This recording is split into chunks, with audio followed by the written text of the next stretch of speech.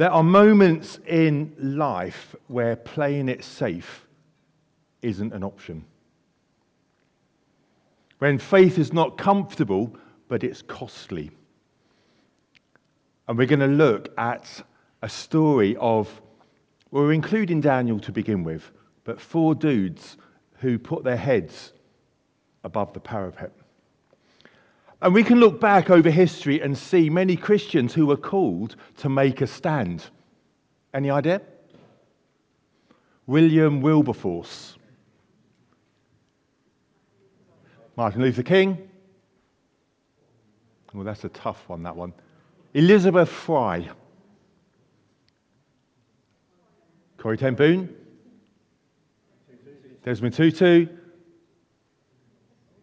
Dietrich Bonhoeffer. Christians whose faith in God demanded that they stood up and did something. And today we're going to look at the book of Daniel, continue to look at the book of Daniel, about 4 men who refused to bow, who refused to fit in with the culture, with the climate. And it's a story about risking all. Not recklessly, but faithfully. And we begin to give us the context in chapter 2. And Nebuchadnezzar has a dream. And he demanded that his advisors interpreted the dream for him. But the catch was, he wasn't going to tell them the dream. He kept it under wraps. And failure to describe the dream and give its interpretation meant death for all the wise men in Babylon, including Daniel, Shadrach, Meshach, and Abednego. Now, this was a high-stakes situation. But if you've read ahead, you will know that Daniel didn't rush in. He called his buddies and they prayed together. And he asked God for mercy, and then he got permission to approach the king. Now, he could have softened the message. He could have tried to look good in the eyes of Nebuchadnezzar. But he doesn't. He speaks plainly. He says, look, no wise man, enchanter, magician, or diviner can explain. But there is a God in heaven. That in itself is a bold claim to make in a pagan court. There is a God in heaven. And Daniel goes on to tell the king what his dream was, and he gives the interpretation. He talks about the statue representing kingdoms that are to come. But each of those kingdoms would fall, including Babylon, which was represented by the golden head of the statue. So in a sense, Daniel's saying to the most powerful man in the world, mate, your kingdom ain't going to last. Faithfulness sometimes means saying what is true rather than what is comfortable. So Daniel is subsequently promoted. He's made ruler over the whole province of Babylon. Shadrach, Meshach, and Abednego, his mates, are promoted as well. And they all lived happily ever after. Wouldn't that have been nice, eh?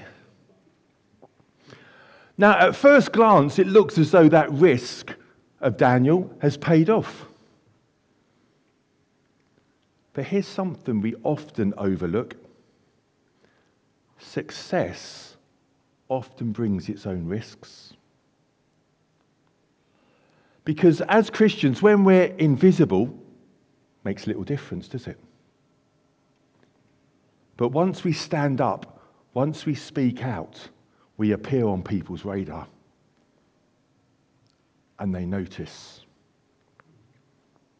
We get noticed. And when we find ourselves on people's radar, there is that temptation to compromise. We become vulnerable, to toe the party line. And that's what happens in chapter 3. Nebuchadnezzar builds a massive golden statue. Now, we see leaders all around the world that have built statues to themselves. In fact, Mr. Trump has come up trumps again and has given us an ideal illustration for here and now. So there's nothing new under the sun. What we're reading about in Daniel is happening in our day, and there's a sense in which we need to switch on. And apparently, I was doing a little bit of research. In Roman culture, to stand like this was a sign of a deity.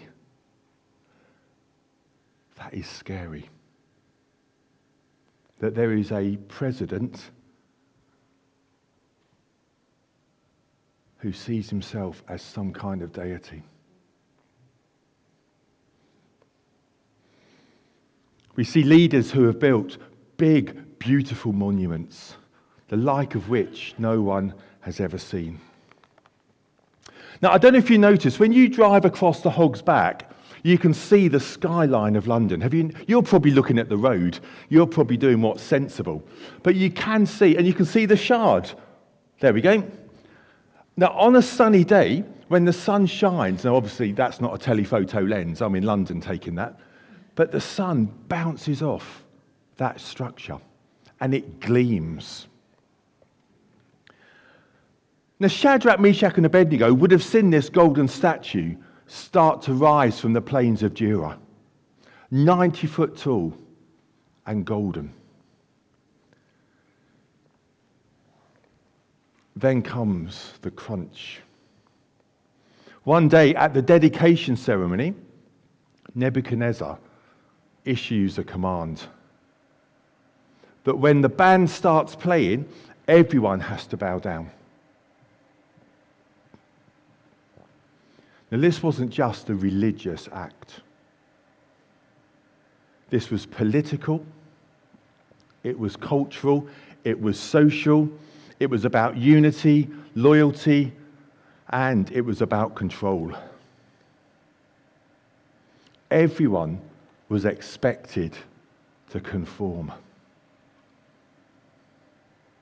And the consequence of not conforming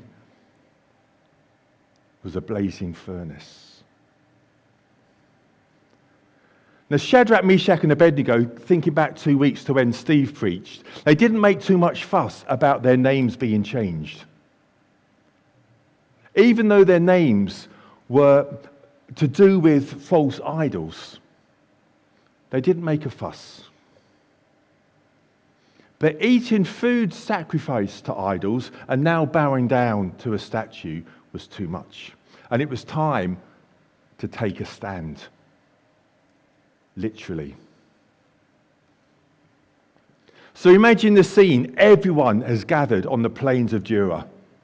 Nebuchadnezzar's cronies and anyone else that wanted to be seen there were gathered.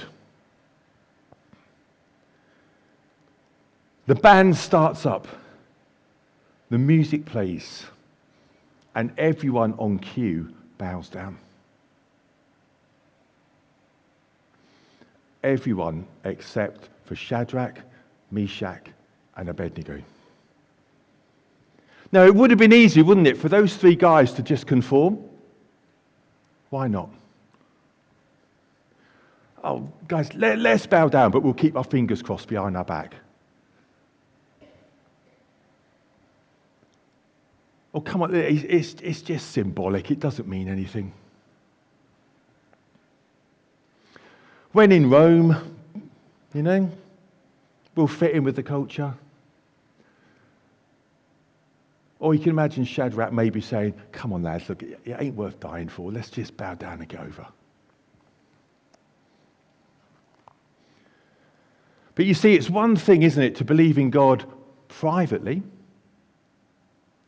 It's another to stand up publicly, especially when everyone else around you is bowing down. That's hard.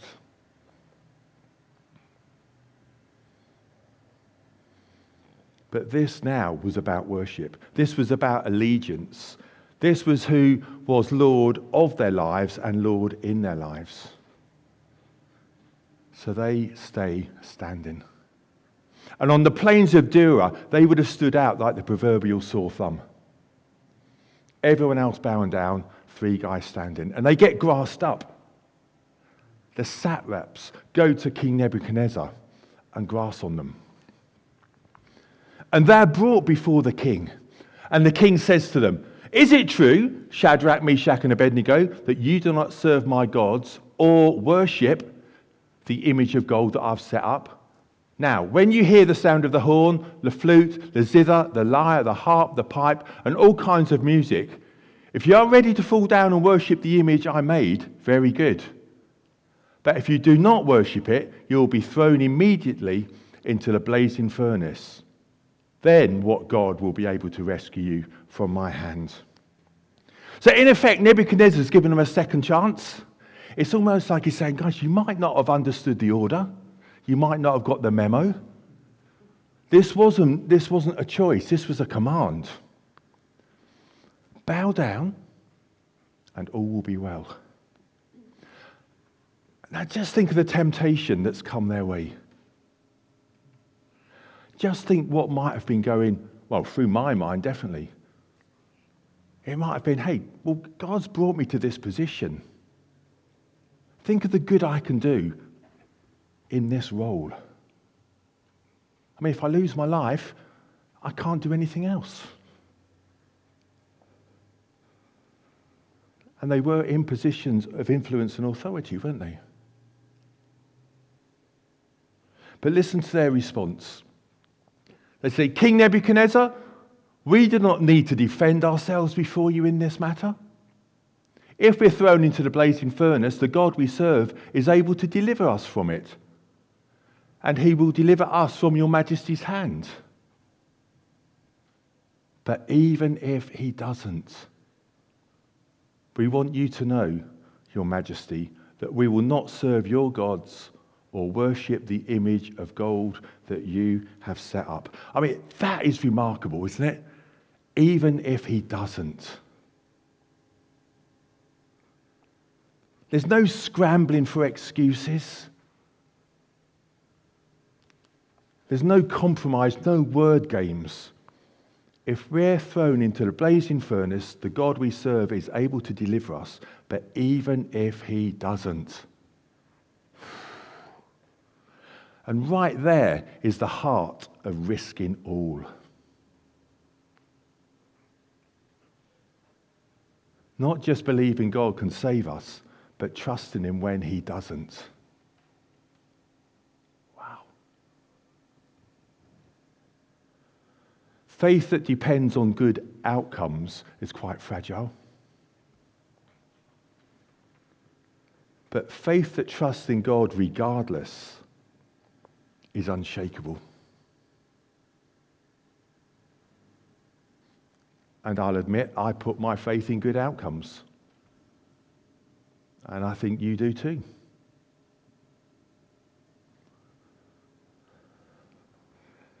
Nebuchadnezzar is furious.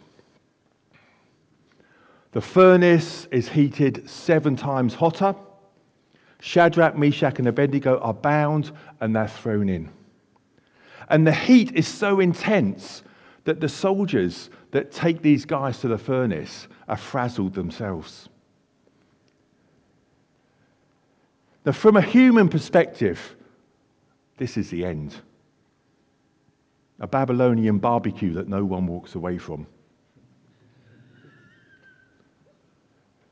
But that is what risking all looks like. There's no escape route. There's no plan B. There's no control over what's gone on. I wonder, did you ever watch the police series, Line of Duty? Did you watch that? It was about the anti-corruption unit in the police. And the third series focused on trying to discover who was the third man. And do you remember the social media went wild about it? There were posts on Facebook, do not disturb, I'm watching Line of Duty. We were on the edge of our seats. And in that final episode, we discovered who it was. And I should have made a note who it was, but I didn't. Nebuchadnezzar is in a similar situation. He's not trying to find out who the third man is. He's trying to find out who the fourth man is. Because he looks into the furnace and he sees a fourth person. Now, maybe he asks one of his aides, just confirm, how many people did we put in the furnace? Well, today it was 3, sir. Well, I see a fourth. And he looks like the son of a god. 3 men walking around, unbound and unharmed. And again, there's a powerful truth. Because God didn't stop them from being thrown into the furnace. He didn't, like some superhero, arrive at the last minute. Just before the train approached down the track, he untied the heroine.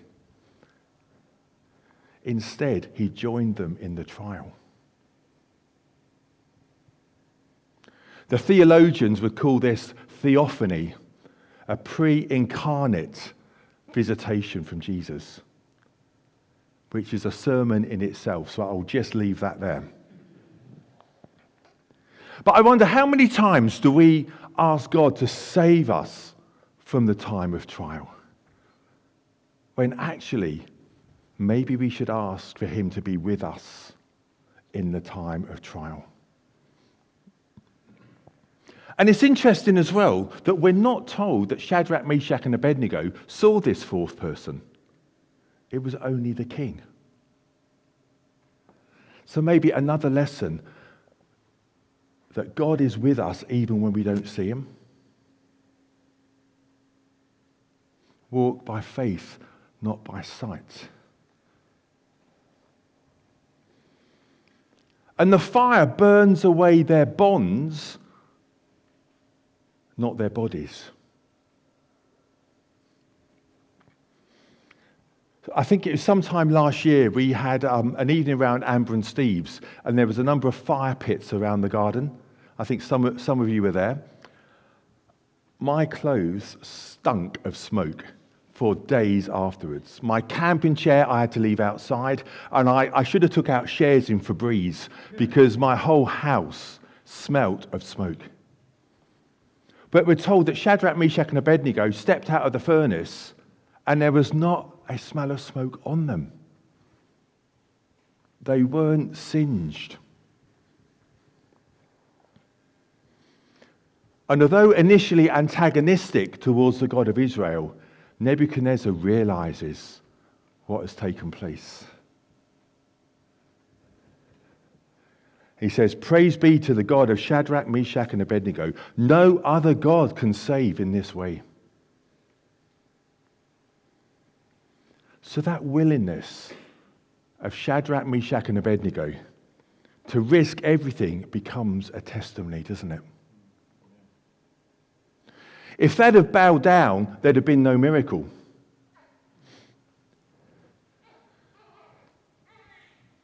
If they had compromised, there would be no witness.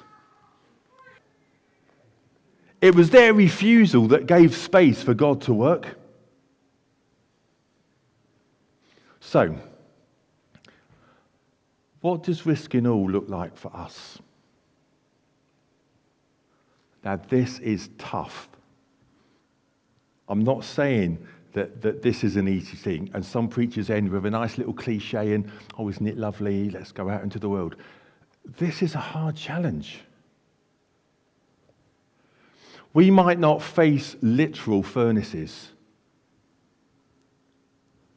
but the call to risk still remains. And it's easy to look at this story from afar. I don't know how many times you've heard the story of the fiery furnace. It's tough. Because it means we have to speak when it's unpopular.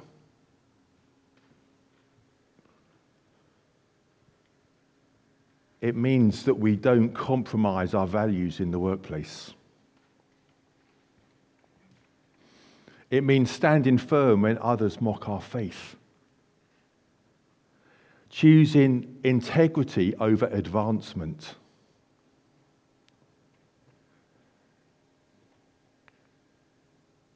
Playing it safe can cost us more than we realise. And I don't say this lightly.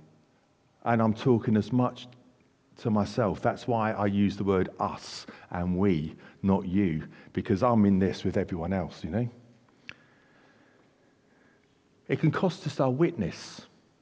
It can cost us our integrity. And it can cost us our closeness with God. And it can cost us the opportunity of seeing God move in the miraculous. So what gave these three men courage? It wasn't arrogance. It wasn't recklessness. It was clarity.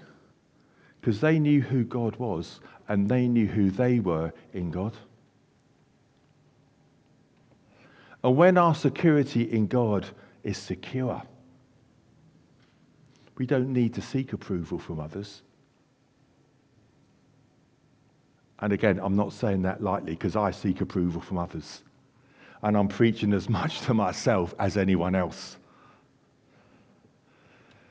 So where is God calling? And I will say you, because I know where he's calling me. To stand firm. Where is he calling you to take a risk?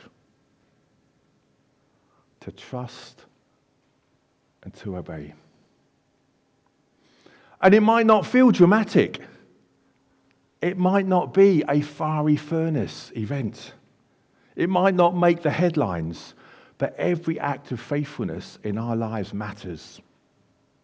Every single act of faithfulness matters. Now, this story ends with promotion.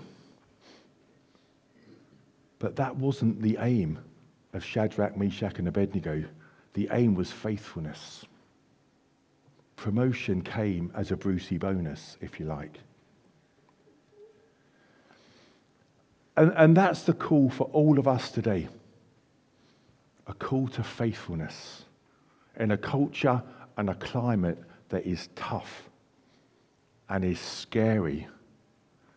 And when we're called to stand when everyone else bows, that takes some bottle.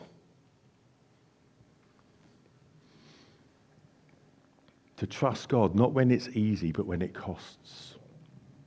To stand not because we're strong, but because he is. And to believe deeply, firmly, unshakably that whatever furnace we might face, God is there with us. We might not see him. And I want to say that's okay, but I'm not sure for me that it always is, because I want to see God there. I found that tough putting that together, because I'm not a Shadrach, I'm not a Meshach, and I'm not an Abednego. I probably, if I'm honest, would have bowed down. I probably wouldn't have even thought about it. It would have probably passed me by. And I probably wouldn't have realised that I had compromised. And it might have been a week or so later when it's like, son of a gun. Yes. Oh. We do that, don't we? In the moment, we get caught up, we're scared, and we bow. But God forgives. God is compassionate. And he gives us chance after chance.